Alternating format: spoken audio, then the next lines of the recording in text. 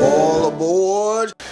Good morning, good afternoon, good evening, wherever you may be or watching me from. My name is Mazi Chijoke Onobogu. We have a video to show you.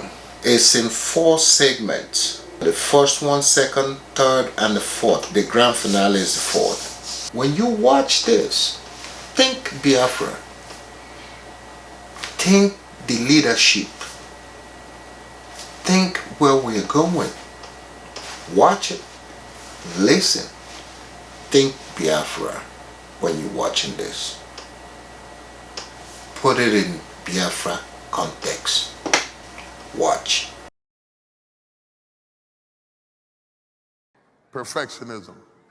I'm not going to get involved with him because if I get involved with him and he gets too close to me, he will see that I'm not perfect.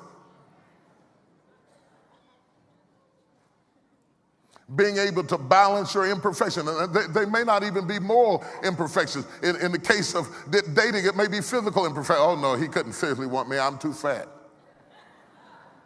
Where you don't give the person the chance to accept you because you've already criticized yourself over and through. You'd be surprised at the people who talk other people out of loving them.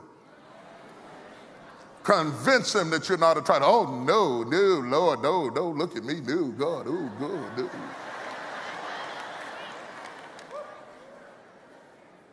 You know exactly what to do to move up into the next position, but you don't want the light on you because you have issues. Newsflash, everybody has issues. Pastor Robinson just shouted out junk in the trunk. Everybody has junk in the trunk. And if you're waiting to clean out all the junk before you put your pedal to the metal and drive and go forward, you may be stuck 20 years cleaning out the trunk. I'm gonna go on to this next one, besiegement. I will be besieged by others wanting things from me. My loved ones will feel entitled to a measure of my success. I don't want all the controversy that goes along with this. I don't want this. I don't want this. Don't give me the power of attorney, mama, because I don't want to deal with my sisters and brothers. I don't want don't give me the position because if I become manager of the department, my friends won't invite me out anymore. And you start doing crazy things, trying to prove to them that you are still who you were because people will put pressure on you to stay low. And all of a sudden you're afraid that they're going to demand things from you. And it is true, as you go up, there are a great deal of people who associate with you because of where you are and not who you are. And people start fighting over your level of success. If you don't believe it, talk to any NFL athlete, anybody who goes pro in sports. All of a sudden people change when they think you got a little something, something. And all of a sudden it was just fine. They normally would just be talking about everything in life, but people have a way of having these little conversations. You know, child, I'm going through. I'm just going through. I'm just going through. I'm just going through. My rent's like 3 months behind, man. I know it ain't no big deal for somebody got all the kind of money you got because you loaded. You don't have to deal with no kind of stuff like this. But you know, $2,400 would set me straight. That's probably change to you, but man, I'm telling you,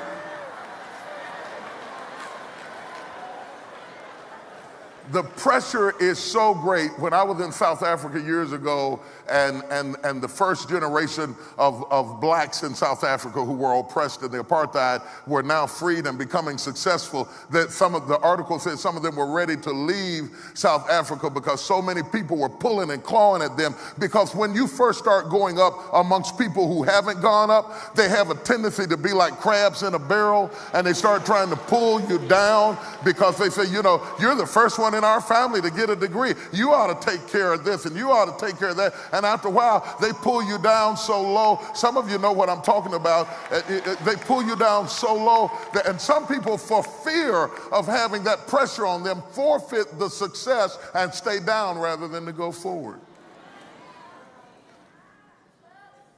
I'm preaching.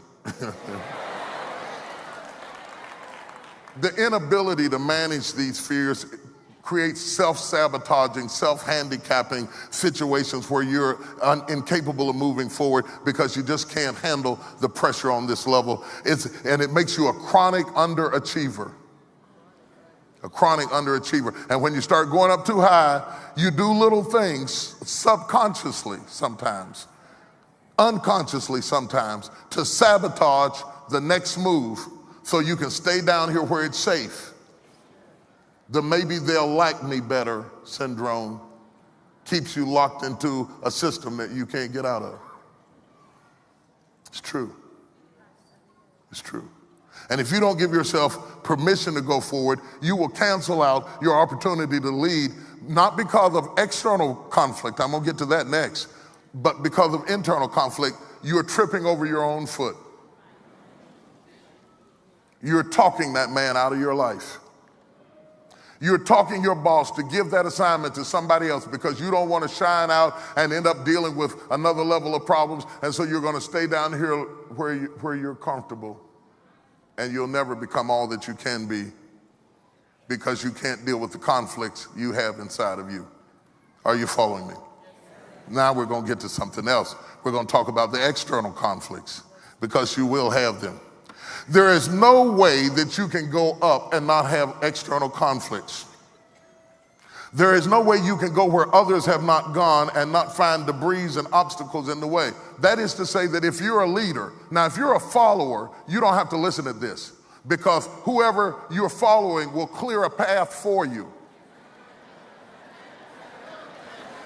And so you can just walk in their footsteps and get right behind them and say, ooh, this is so nice. This is so cool. This is so good.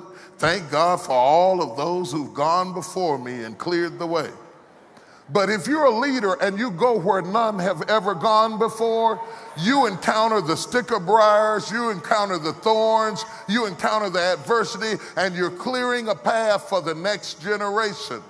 You are supposed to have external conflicts. Anytime you are a trailblazer, you are going to have external conflicts because you are doing something that has never been done before. It will be defined often after you're dead. You'll be gone before people understand you. And if you have a need to be understood, you'll never go any further because you're doing something new. And whenever you do something new, people always reject it at first.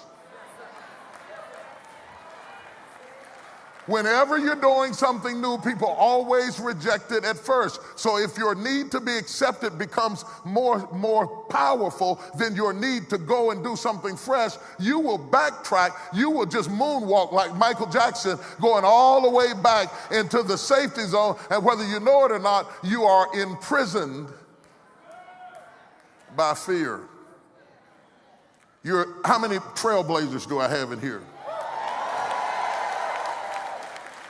Trailblazers clear the way and confront the conflict in a strategic, non-emotional way. You can't be a trailblazer and be all emotional. Oh, God, and one more thing, Jesus. Oh, Lord. Oh, Lord God, what else?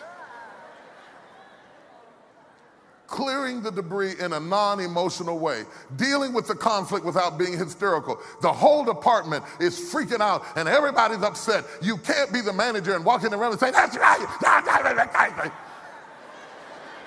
Leaders have to be the voice of reason. Can you deal with the external conflict in a non-emotional way? Your detachment from it emotionally is an expression of faith that you can handle it. Why would you become emotional about something you are called to fix? Do you notice how calm Jesus was when he heard Lazarus was dead? And it was his friend, and Jesus would go, oh God, no, not Lazarus, no. Oh God, not Lazarus. Anybody but Lazarus. I've been to Lazarus' house, I stayed. The reason he was calm, he was called to fix what other people were hysterical about. And if you believe that you can fix it, then why are you screaming?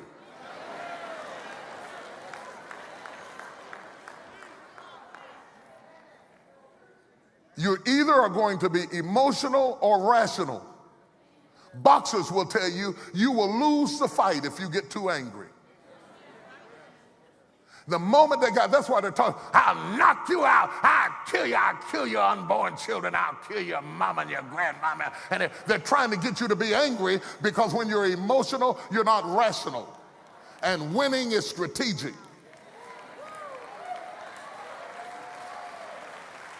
Touch three people and say, think like a winner, think like a winner, think like a winner.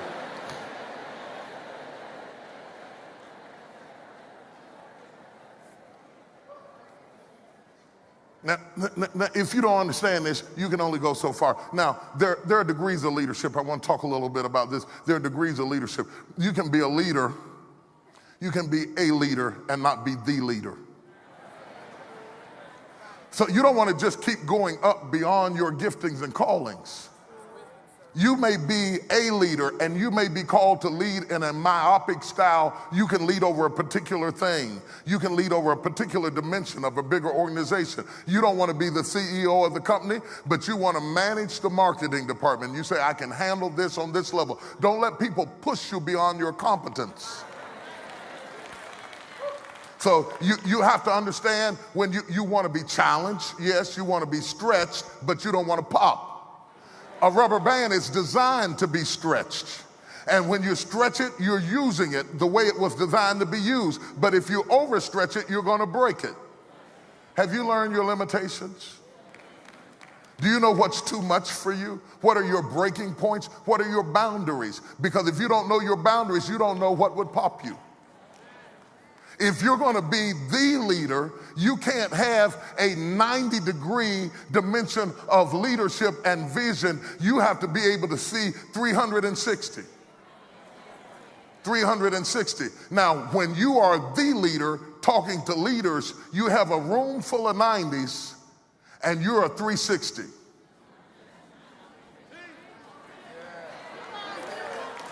And I'm going to tell you, it is a very difficult thing to have a conversation with a room full of 90s when you're a 360 thinker. Because the 90-degree person will get angry because you made a decision that wasn't great for their department. But because you are in charge of the whole vision, you have to make a 360 decision and not a 90-degree decision, and you have to be strong enough to withstand the conflict that comes from your own team. Because they are a myopic thinker, they think in a tunnel, and you hired them to think in a tunnel, and they're supposed to think in a tunnel, and they're supposed to be thinking about what's best for the marketing team, what's best for the publications, what's best for this department, what's best for that department, what's best for the choir, or whatever it is, but that is not your role. And if you stop thinking 360 and start thinking 90, then you become a micromanager and you come down from your position, and there you are directing the choir instead of doing what you're supposed to be doing.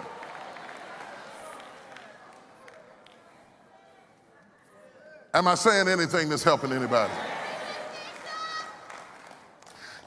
When you are the leader, whether you're the leader of your house, it's a great deal of difference between a woman who is the head of her house, a single mother, and how she thinks and how she has to make decisions, as opposed to a married woman who has a husband and she has the luxury of thinking on one level, whereas you have to think like a woman and deal like a man. Because there's nobody for you to come home and tell them what happened at work, and I need you to go down and straighten those people out, and the mechanic lied to me. You have to be the person who's been lied to and the person who goes down there and say, wait a minute, this receipt said.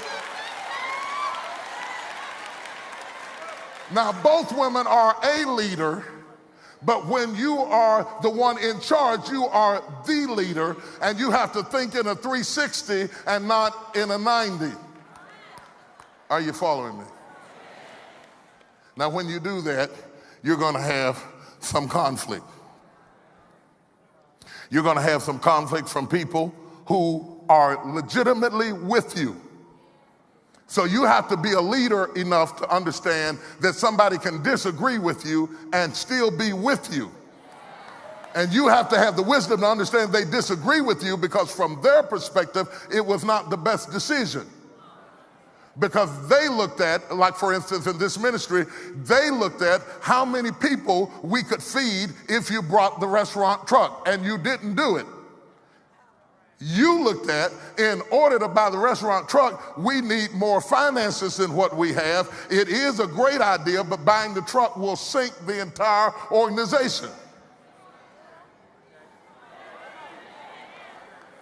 So are you leader enough to have a disagreement with somebody without starting to dislike the person because they disagreed with you, understanding that that disagreement doesn't mean betrayal?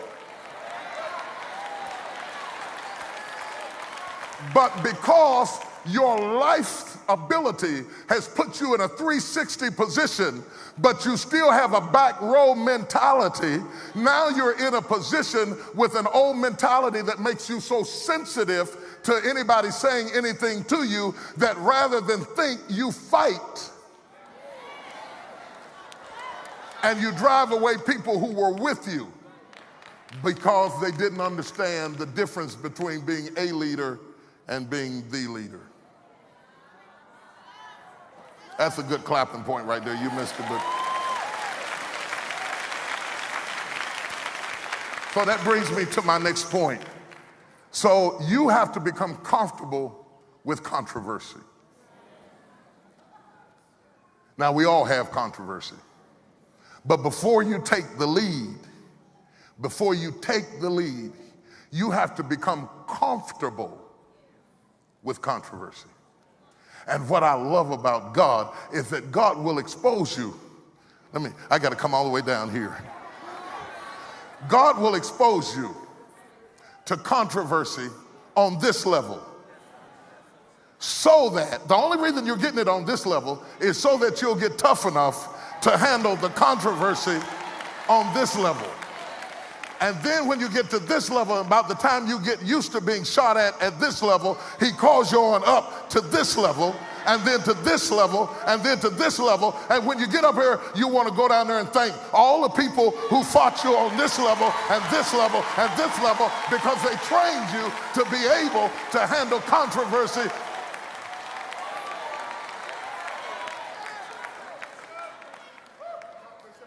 God is preheating the oven, getting you ready so that you are now comfortable with what you are called to do, because controversy is part of the call.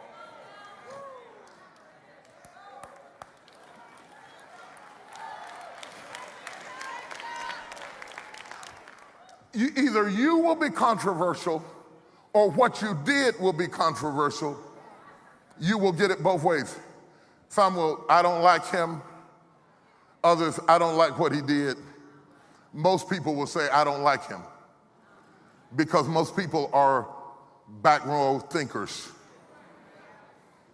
They don't even think, I don't know him.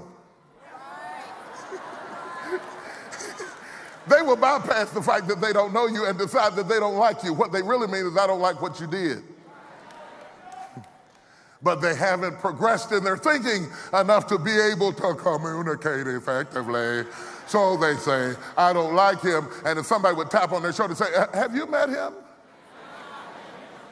So from this day forward, I want you to make me a commitment that you will never again say that you don't like somebody that you don't.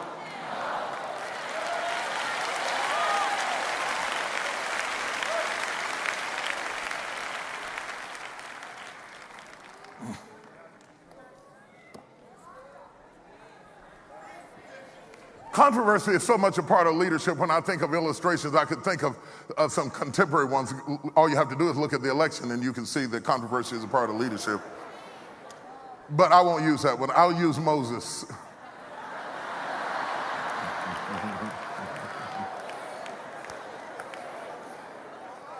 I will bypass the opportunity to point out that the race to the White House is training you for the hell in the White House.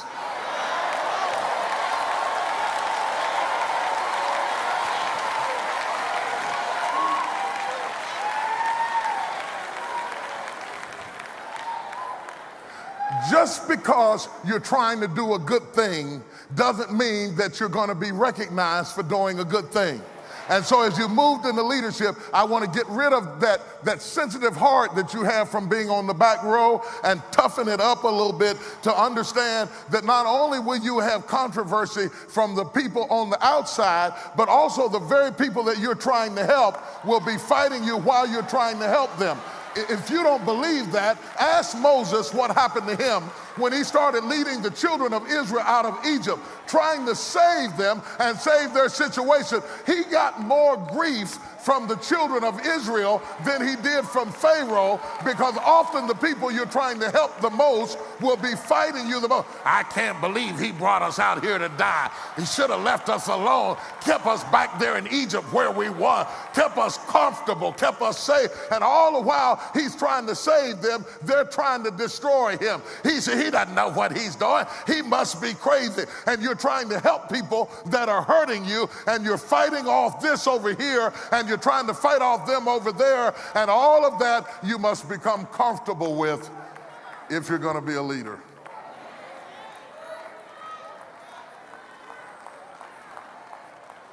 How many of you have ever tried to help somebody who was hurting you?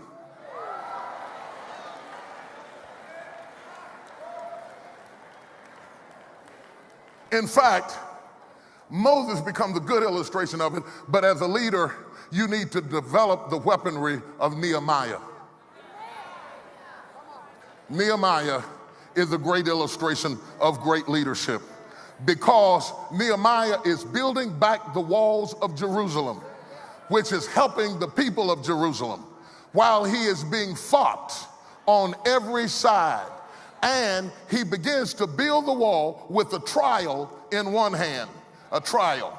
But you cannot become so distracted by what you are called to do that you don't have a sword in the other hand to fight the people who are trying to kill your destiny. So you've got to have a two-handed approach to leadership, building with one hand and fighting with the other. I got something for you this morning. I got something for you that's going to change how the rest of your year turns out. You can't stop building and just become engrossed in fighting, and you can't stop fighting and become engrossed in building. That's why God gave you two hands. Build with one and fight with the other.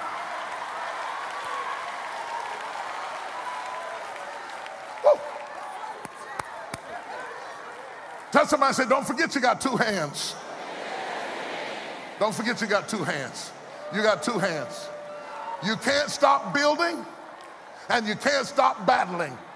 You got to battle and build, battle and build, battle and build, battle and build, battle and build. In fact, the more you build, the more you battle. The more you build, the more you battle. The more you build, the more you battle. And finally, you get to a place where the folks who were fighting you will change their mind, and the wicked shall cease from troubling, and the weary shall be at rest.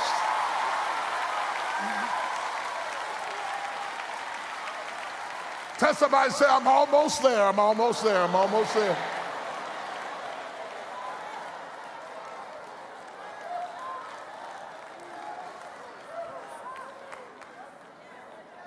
Whew. Are there any two-handed people here this morning?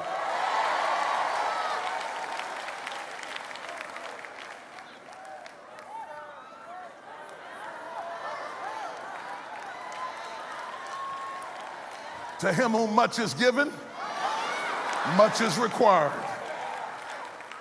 You cannot build anything that won't bring a battle. And if you're going through a battle right now, it's only because you're building something. Because people don't fight people who don't build. They'll only fight you.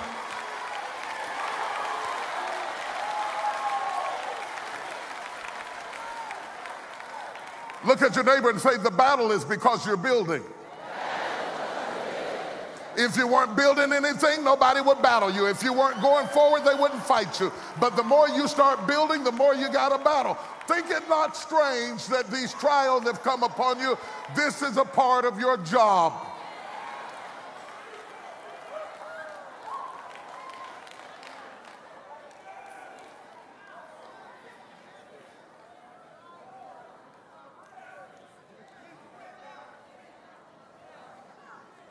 Why are you here this morning? Because you're next.